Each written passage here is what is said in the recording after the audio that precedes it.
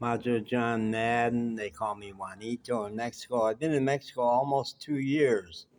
March 13th will mark my 2-year anniversary of crossing into Mexico from Brownsville, Texas to Matamoros, uh, Mexico. It was in Brownsville that I met the con man of a lifetime, and I'm not going to talk about him here, but I'll do a separate video about Richard, who was the best con man I've ever run into. I met him right on the American side of the bridge from Matamoros to the U.S. But I do want to talk about con men.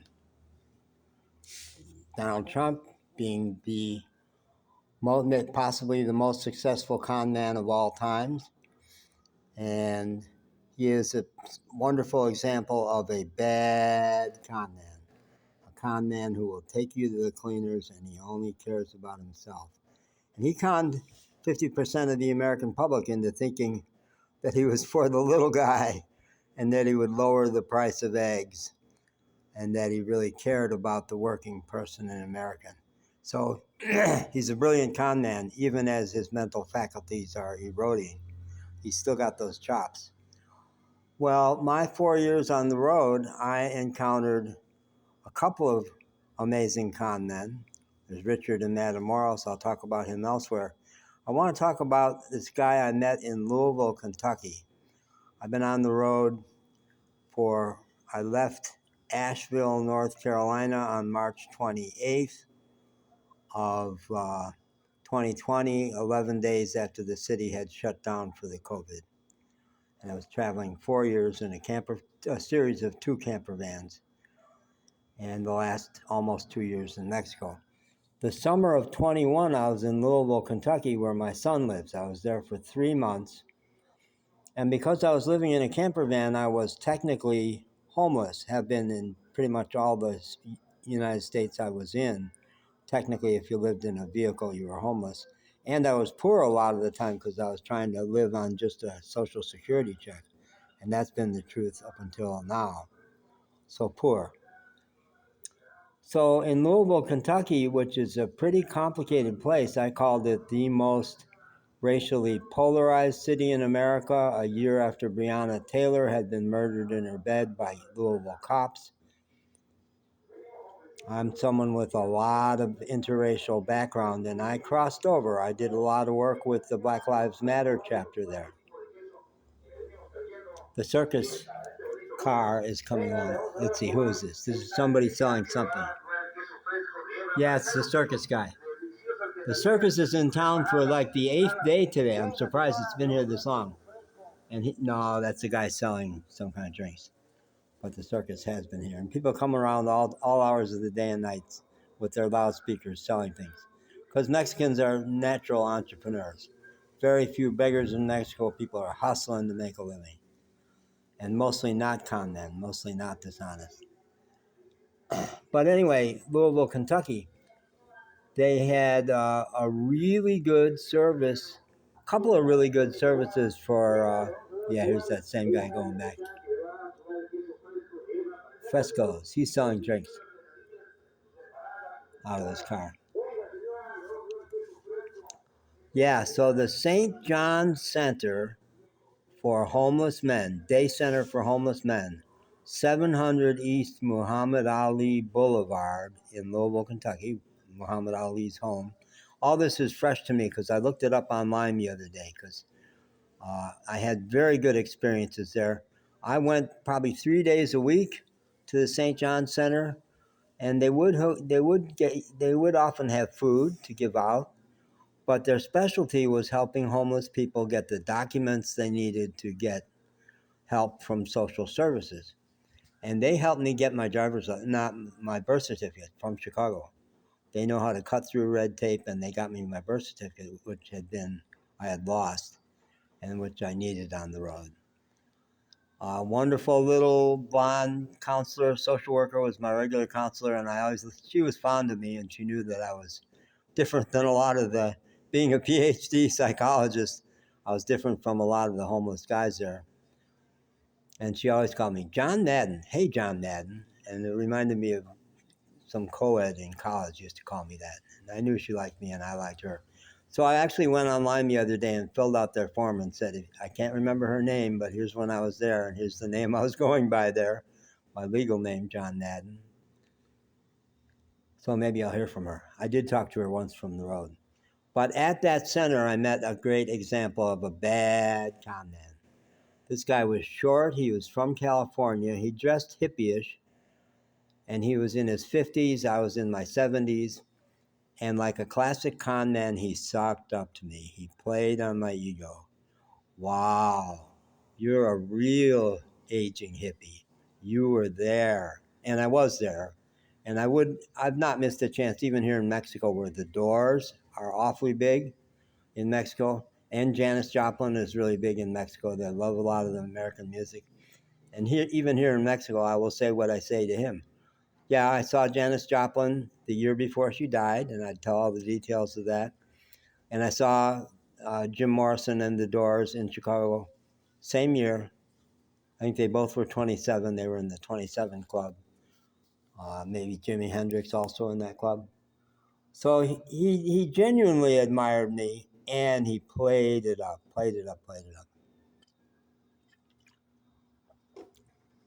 He said, oh, you're having this problem with your old camper van? Let me get my brother on it. He's a really great mechanic.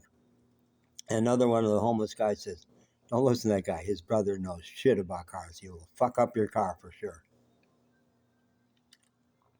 I had, in a little burst of extravagance, I had a iPad that I had gotten with my phone plan. I got it on credit with my phone plan back when my credit was better back then. And he was using it. He was using it to look up something maybe about Janis Joplin. I don't know. And I had to go into the St. John. We were outside the St. John Center by my car. I had to go into the center to have an appointment with one of the social workers. And he said, can I just finish looking this up and I'll bring it into you? And at that point, I was trusting him. Yeah, sure. I got out of my appointment. He was long gone. Long gone. And in Apple, you can look up where your device has traveled if you register it that way. And I checked in my phone to see where my iPad was. It was at his girlfriend's house. He had told me where she lived. Yeah.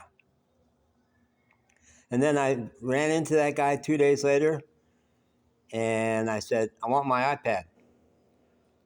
He said, well, let me tell you what happened to your iPad. And I watched him make up this bullshit story. He says, these two black guys jumped me, and I resisted terribly. I did get hurt. They made off with your iPad. And I said, you asshole, I watched you make up that story on the spot. I want my fucking iPad back. Never did get it. So he was a con man who cons you in order to get something from you that you would not otherwise give him, like your vote with Trump. Now, I call myself a good con man, and I think it's humbling and useful to recognize the ways we're like the people we hate. The left fails at that, plays high and mighty. And I think the left would do well to realize some of the things the right gets right, like Big Brother overreach. And I talk about that in another video.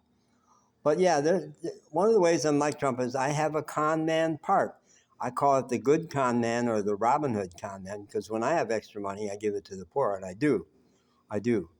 When I've got money in my pocket, if a homeless person is flying a flag, that's homeless talk for they've got to sign up, poor, need to eat. I will always stop and give them something. Even if it's a cigarette, something. When I have money, I do that. And I left Asheville, North Carolina, March of 2020, and then left Western North Carolina entirely the following May of 21, because me and my little chihuahua both got allergic to the national forest in the camper van and had to travel. And when I left, my first couple of years on the road, I had extra money in my pocket. No, I didn't. I had in Asheville, I stayed afloat by always having a part-time job. My Social Security check did not do it, and I worked 20 to 30 hours in doing frontline customer service. I did all kinds in my 16 years there, but the last 7 years was a cashier in a grocery store, which I loved. But then on the road, I had no part-time job, and I was always poor. So I didn't have money in my pocket. What I had was deep pocket friends. I had about 4 friends who would kick me some money when I needed it. But in the fall of 21, after I'd left Louisville, Kentucky, in Chicago, Sister Mary Ellen Moore, who was one of my deep pocket friends, because she had donors to, she ran a COVID, she had a COVID relief agency through her convent. Yeah, she got me some money for a car. She got, because my first van died in Chicago, and one of her donors kicked in $5,000 for me to get a new camper van. You know, you're not going to get a new camper van for $5,000, but one that could run, my second camper van. So she helped me. And then she said, that's it. The pockets are dry here. No, you can't look to me for any more. And the other 3 of my deep pocket friends all dried up at the same time. So I wanted to survive. I wanted to eat. I wanted to feed my dog. I wanted to put gas in the car. I wanted to be able to repair it, which it took a lot of, even the new one.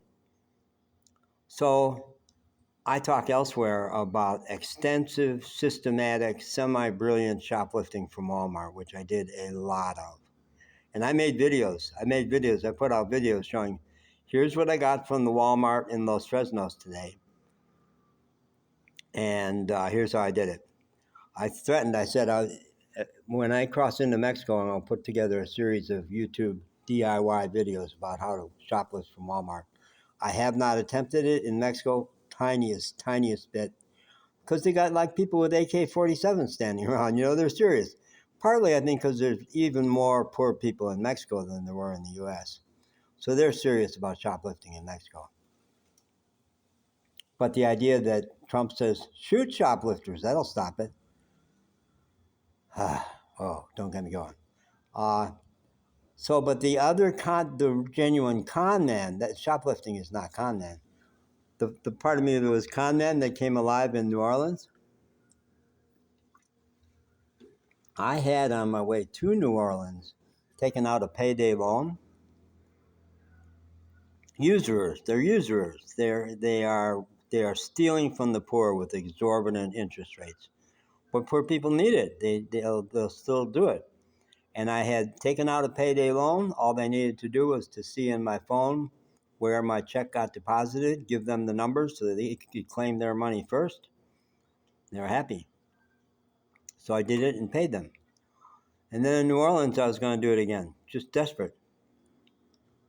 And as I was standing in front of the counter in the payday loan place, it occurred to me, you just changed your bank, because you get my old Asheville, North Carolina bank was great at customer service if you could walk up to the counter in Asheville, but online they were terrible. Phone support, they were terrible. They were really a local bank. So I just changed my bank just a few days before. So it occurred to me as I was about to take out this loan, and they'll give you usually up to $300 to $500. When it occurred to me that what they're going to see in my phone is my old bank, I'll give them those numbers, and they won't get any money because this time my check is going to a different bank. And I thought, this is cool. I like this because I would never rob from a poor person. If the stuff I stole from Walmart was coming out of the shopkeepers, the people working on the floor for $8 an hour, if they were having to pay for that, no, that'd be terrible. I would never do it. But Walmart, no, I don't mind stealing from Walmart. And I don't mind stealing from payday loans. So I went out of there and I was happy. I got my $500. And I said, I could do this again. There's 2 weeks before they can't find a receipt for money going in. I would have to give them my current bank, which I don't want to do. 2 weeks I could run this scam again, and I did 4 times more to the tune of $1,000. And one of those times, I even did a little Bonnie and Clyde thing. I had a homeless girl riding in the car, picked her up because she was desperate on the streets, kind of strung out. She rode in the back and dried out. And I was squeaky clean with those girls, just helping, just the way I am. And I said to her, "You want to come in and watch me work? It'd be fun watching a good con man at work." "No, I think I'll just stay here in the car." And I said, "Okay, but I'm going to take us out to dinner. I'll buy us a good meal." Well, in that particular one, in in the deal with the payday loans in New Orleans, they hire really nice front end people, really sweet people. So that even though at the end they have to read you a document from the state that says, do not do this on a regular basis, it's a lousy way to run your budget, they have to read that. But they have such nice people working there that you keep coming back because you needed the money. You need the money and you're willing to be ripped off. And it's a bit of community for poor and homeless people because they treat them nice, treat them respectfully, better than the social service agencies. Well, the other thing about the New Orleans payday loans, there were about 13 of them dotted all around New Orleans. A bunch of them were the same person under different corporate names. So what happened to this one was when they said, "Have you ever taken out a payday loan?" "No, gee, I'm curious. How do they work? How do they work? And you take. I don't have a job. I don't have a paycheck. Do you get it like from my monthly check from the government?" "Yeah, we do that." "Wow, that's cool. I'd already had like 3 of them." But this one, then it said, "Have you ever taken out another payday loan?" I said, "No, I'm just curious about it." He says, "Well, it shows in our system you've got one from our sister store just down the street." "Really?" Yeah, so you deny. I don't know how that could have happened. John Madden, it's a common name. So I was busted. Did they shame me? Did they call the police? No. They gave me $300 instead of 5. So I went out and took. She wasn't really my girlfriend, but my understudy there. I took her out for a good meal in New Orleans, which is, we didn't go big time. I never went to a really nice restaurant in New Orleans. Yeah. So that was the end of my con man times. I have changed my bank one time since and considered it, but too exhausting. Too exhausting. But I am proud of that. Robin Hood, rob from the rich. And I was poor. And when I have money, some of it goes to other poor people, always. Okay, thanks.